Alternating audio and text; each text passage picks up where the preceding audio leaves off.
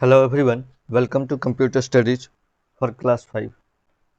This is the second video for Chapter 1 Evolution of Computers. In this video, I am going to cover these three topics: generations of computer, types of computer, and characteristics of computer. So let us start with the first topic, generations of computer. So generations of computer means what are the different phases of evolution in technology of the computer. So we have four generations for computer. The first generation of computer was from 1949 to 1956, and the major device used inside the computer were vacuum tubes. Computers were very big in size, expensive, and computers consume very huge power then. And after all these things, computers were very slow in processing speed. For example, UNIVAC. So UNIVAC computer was from the first generation computer. Now second generation computer. So the second generation was from 1957 to 1963. The major changes introduced in second generation was that vacuum tubes were replaced by the transistors. So transistors are the first electronic device that was introduced in the second generation of the computer. Since transistors were very small in size, so the size of the computer also uh, decreases.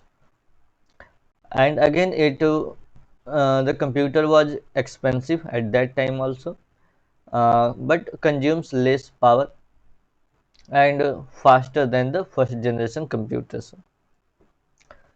And in the second generation, first time assembly language was introduced for programming of the computer.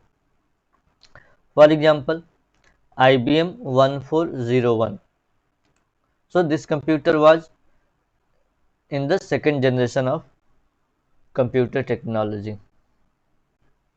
Now the third generation of computer. So third generation started from 1964 to 1971, and transistors were replaced by the integrated circuits. In short form, it is also known as IC or chip. So an IC has thousands of transistors fixed inside it. That is why the size of the computer decreases at that time.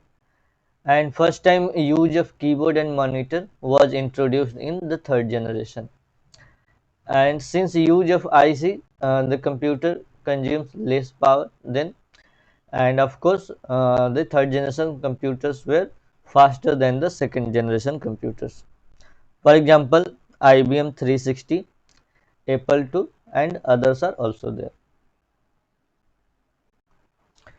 Now the last generation is the fourth generation. So it is from 1971 to present time. So in this generation, first time microprocessors were introduced. Even today's computer also have microprocessors. So actually microprocessors are upgraded in integrated circuits.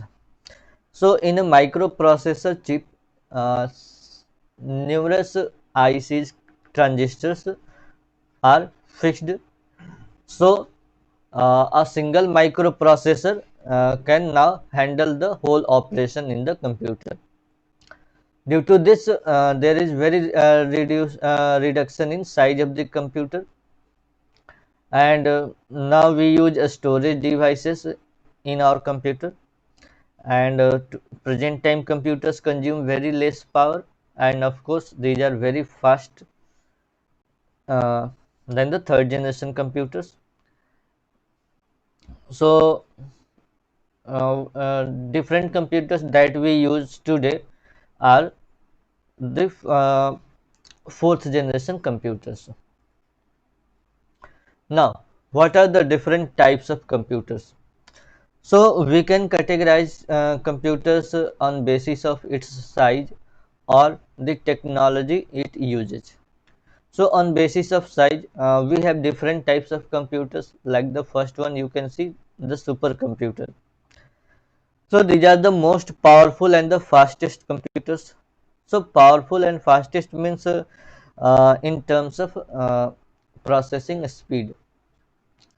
So the supercomputer can process billions of instructions in 1 second. These computers are used for weather forecasting, in science laboratories for performing complex operations, in defense fields. For example, Cray 1, Param 10,000, Anurag, and you should remember that Param 10,000 is the first supercomputer of India. Next is mainframe computers. So these computers have lower capabilities in terms of speed than the supercomputers. Of course, the speed of mainframe computers cannot match with the supercomputer, but its storage capacity is very high. So these computers are used in supermarkets, uh, railways, banks, universities. For example, you can see PDP-10, System Z10, etc. Next is mini computers. So mini computers are actually general purpose computers used in small businesses and firms. So wherever we have to store slightly more data, like we have a particular business or school, colleges, so their mini computers are used. For example, you can say PDP-8 and VX. Next is microcomputers. So these computers are designed for personal use, and these are also smaller in size and less in cost. So these computers are also termed as the PC, means personal computer. Microcomputers can be either in form of desktop, laptop, or PDA. So desktop means the computer that can be placed on a desk or table, or laptop means that can fit in the lap, and PDA means personal digital assistant, means we use several mobiles or smartphones, so those are your PDAs. Now, characteristics of computers or advantages of computers. So the first advantage, you can see, runs on electricity. So we have a simple uh, supply that we have to provide to run any computer, that is electricity. The next one is diligent. Of course, computers are diligent, means computer can perform work without any need of rest. Fast speed. Of course, computers can perform numerous operations in 1 second.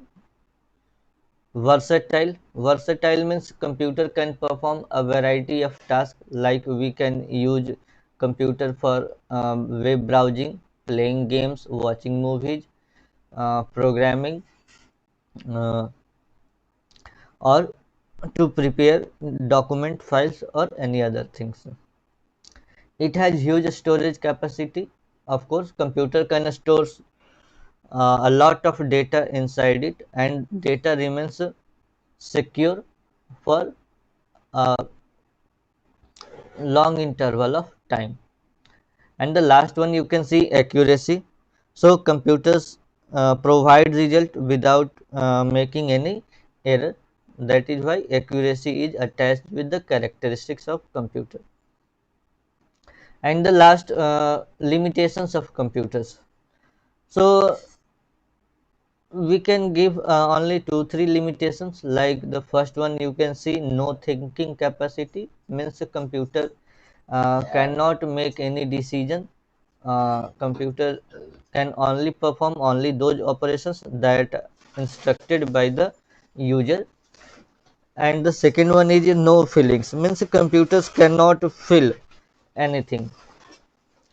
It is also about this, the first limitation, means if a computer has no feeling, then it cannot decide uh, own self. So that's all, students, for this video. Thank you all.